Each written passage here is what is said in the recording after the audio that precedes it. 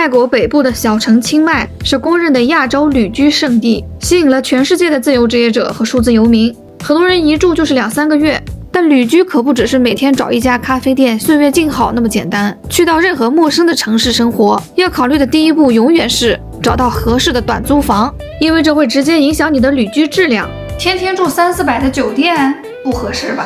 和大家一样，我在落地清迈前也在各个平台提前找短租攻略，但搜到的大多是直接安利公寓名字的帖子，所以我决定突破自己的舒适圈，亲自去实地一家一家的扫房，最终找到了非常满意的公寓。借此机会，我想做一期真正有用的清迈租房攻略分享给大家，包括各价位公寓的探房实拍和一些我自己总结出来的泰国短租注意事项。如果你也打算来清迈旅居，已经确定了待多久、来干嘛，只是对住在哪里比较茫然，或者对清迈租房价格没概念，这条视频你看完一定会有收获。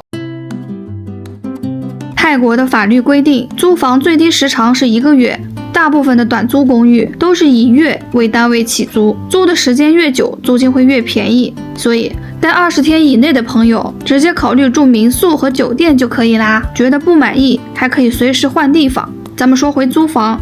这张图上标注的是清迈租房比较集中的几个地点，我的个人建议是1个月内的短租旅居，考虑宁曼路、清迈大学、古城这3个地方就够了。如果是准备租2-3个月甚至更久的，再加入上泰。大家可以看到，虽然我把清迈北边、南边还有素天山附近都在图中标注了，但我实地跑下来的感觉是，这些地方啊都不符合大部分人对于来清迈旅居的需求。原因我会在接下来的视频中提到。OK， 跟随我的镜头进行一次实地探访吧。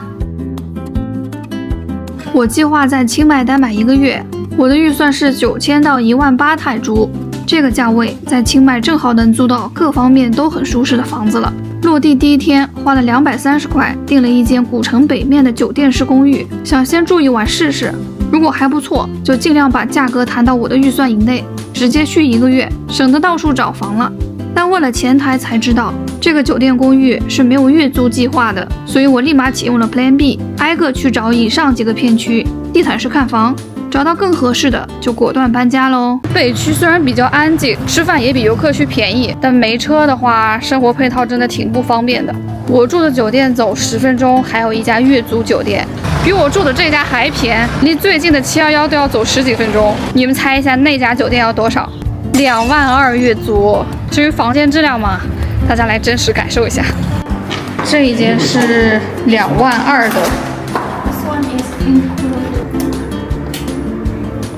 这么一间有5000了，2500我再考虑一下，无语吧？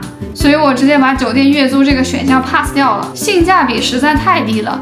接下来的24小时，我分别去了宁曼路、清迈大学、古城和上泰。我身后就是清迈第2大商场玛雅，前面就是宁曼路商圈。这一片虽然有2个比较明显的问题，游客多，噪音大，但这里是清迈最容易租到公寓的地方，所以我会重点看这一片。一路走过来，一共有5-6家公寓，各种价位都有。我身后又是一家 resort， 这个 Bantai， 我看到好多人在推荐，它外观还不错。我们看看它里面怎么样。OK， 哦，这间是不能做饭的。它这个不是干湿分离的，但是有做了一个落差的地台。泳池倒是比我们之前看过的都大，水也很干净。它的价格在宁曼这片区域已经算是地板了嘛，但是弊端也很明显。房间小，不能做饭，不能洗衣服。我最不能忍的就是这个大楼，它连自己的公共 laundry 都没有，你要洗衣服只能走到街边去那种付钱的洗衣店洗。接下来我又去探了一家宁曼路这边的豪华公寓，大厅好好啊，1分价钱1分货呀。这家非常有轻奢公寓的调调，除了没有阳台这个比较大的硬伤之外，面积、配套、位置都没得说。但是26000泰铢加上电费都快6000人民币每月了，这么一看性价比就有点不高了，而且远超我的预算。所以我也是草草的看了一圈，就决定换地方了。A few moments later. 刚刚看的这两家在中文圈里名气都很大，看下来都不太满意，于是我准备改变策略，去那些小巷子里找那种不起眼的独栋小公寓。路过一栋房子上居然贴了中文对联，就准备去看看。这种家庭式公寓的体量很小，只有20多间，都是带客厅的套房。正巧有一间上任租客昨天搬走，阿姨刚打扫完卫生，我就进去看了一下。房间装修风格是20年前的，非常朴素。房东会说中文，一般都是委托客，我们做的是家庭生意那样就是大家来住久了就知道像一个大家庭那样，挺好的。问了一下，这个价格是14000泰铢，莫名感觉还不错哎，但还是想去性价比更高的清迈大学附近看看。清迈大学附近有很多家办式的公寓，很便宜，吃的东西也多，但是你看看街景，它是这样的，有点乱哄哄的。在这儿走了一圈以后，我就直接把这个区域 pass 掉了。这里的公寓很多都满了，周围环境也一般，和宁曼一样。这儿的飞机噪音也非常大，但交通方便程度要差很多。而且日常吃饭虽然便宜，但选择的种类却太少了。我现在在尚泰商场，你们看看这个周围啊，这个，还有这个，都是清迈最豪华的小区。我自己这次是完全不考虑住尚泰的，大家可以看看地图，它在哪里。回到视频开头我说的，尚泰更适合常住超过3个月的人选择，因为这个地方很偏，日常出行不可能通过步行，最好是买一辆摩托车代步，而且要骑得很好，不然有被阿 Sir 罚款的风险。不过尚泰优点很明显，首先这里有清迈最好的商场，购物吃饭很方便，周围有不少国际学校，如果打算带娃来读书的，住这里肯定是最合适。然后小区硬件，泳池啊、桑拿房什么的，肯定是全清迈最好的，这个毋庸置疑。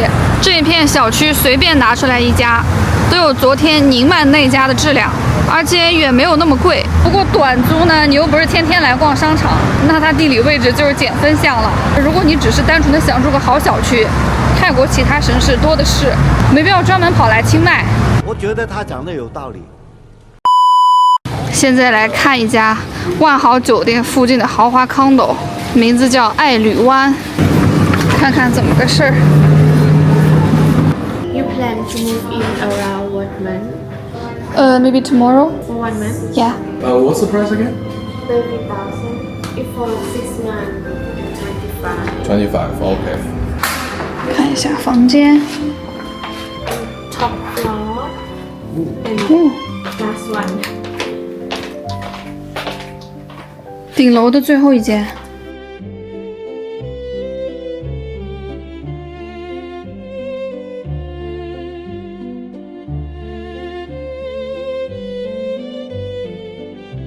咋说呢？豪华是豪华，价格可一点也不美丽。6500人民币的月租，在国内2线城市也能租到这种级别的公寓了吧？还是那句话啊，想体验这种豪华公寓，大可不必来清迈。所以这家也 pass 喽。转眼间，我已经暴走整整1天，看了7、8家公寓了。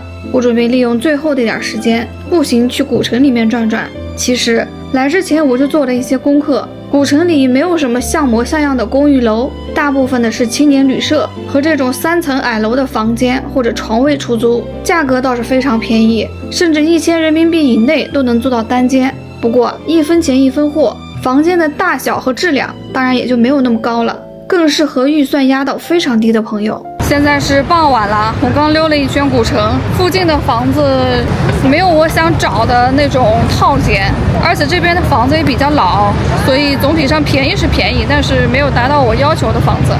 The next day. 猜猜我最后选的哪家？没错，就是这家。它性价比其实不算最高，而且装修很普通，也没有健身房、泳池，但它满足了我所有硬指标，比如地理位置，我已经住了10几天了。在交通上，我1分钱都没花过，所有想去的地方都是步行可达，包括我上的兴趣班，甚至清迈大学夜市，走路也只需要20分钟。还有就是和房东住在同一栋楼里，什么事都很快能解决。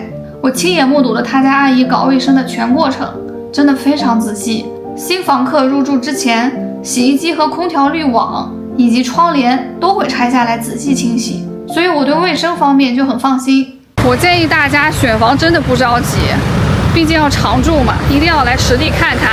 我参观的每一个公寓都会确定一下里面的空调、灶台好不好用，床垫是不是太软，还有我最在意的水压够不够大。你们可能还有一些其他在意的点，但肯定有一些是图片和视频里面没法体现出来的，一定要自己去实地确认过。还有就是咱们的中文网站上搜到的那些公寓啊、小区啊，来来回回就那几个。其实清迈这边还有很多不起眼的短租房，都是类似我最终选的这个，他们是家庭经营的，基本做回头客和熟客生意，是不会放到网上的。如果我只是上网看，而不是这样来一家一家的看，我是肯定会错过他们家的。以上是我找房的全过程，别着急划走，视频还没有结束，接下来的才是真正的干货。首先来聊一聊到底住不住宁曼的问题。宁曼有2个缺点，第一个是飞机噪音，因为整个宁曼地区都在航线上，睡眠不好的朋友就得慎选了。第二是物价比清迈其他地区贵，但我觉得贵的并不多，而且贵有所值，因为这里的餐厅质量明显比居民区更高，但其他几乎全是优点，比如住在这里步行就能搞定旅居所需要的一切，包括吃各种高档料理、逛商场、上兴趣班。来之前我跟很多人一样抵触宁曼，觉得它是游客区，来旅居不能住在游客的地方，要有本地人生活的感觉。其实这是对清迈最大的误解。大家幻想中的带有文艺气息的慢节奏的咖啡店小资餐厅的清迈，其实就是古城和宁曼，只有这2个地方才是那种整个区域你都可以走走停停看看，车也没那么多。除此之外的清迈是这样的，这就是最普通的一个清迈的街角。你们还觉得这里小清新吗？如果我住在这几个地方，可能房子质量是更高了，但你房子周围完全不适合 City Walk， 去哪儿都得骑摩托。对了，如果不是摩托老手，还是不太建议大家租。泰国人骑得很快，很危险的，而且外国人不熟悉交规，很容易被罚款。当然啦，如果你是高阶玩家，你去素贴山附近都能找到更好的房子，那就是田园版本的清迈生活了。然后再来说说生活在清迈一些我没有想象到的麻烦。首先就是虫子，出门必须全身都喷防蚊药水，清迈时不时还会闹白蚁灾，路灯下全都是，还会飞到家里，特别恶心。然后清迈除了11月到2月中旬，每个月都有它的问题。我来的3、4月份是炎热和烧山，3月烧得特别凶，那2天我有比较严重的呼吸道问题，不过这几天下雨就好很多。还有就是很少有人提到的租房附加费这个问题。清迈长租1个月以上的房子基本都是不包水电费的，水费还好，但泰国电费是真的很夸张，因为你一天到晚都得开空调，每度电5铢，多的公寓会收8铢。我自己亲测下来住了半个月，一共用了200度电，那就是1000多铢了。所以你住1个月，在电费上花掉400人民币是很正常的，这个费用是一定要加到你的住房总费用里的。最后公寓还会收清洁费，我的公寓是收1000块，因为他们搞卫生的标准很高嘛，有的会收500、800，这个呢在租房的时候也要问清楚。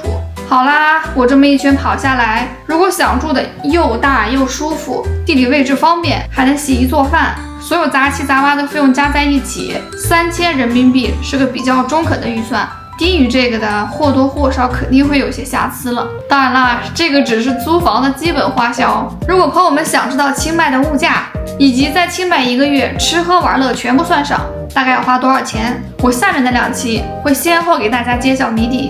感谢看到这里的朋友，下期会很快跟大家见面。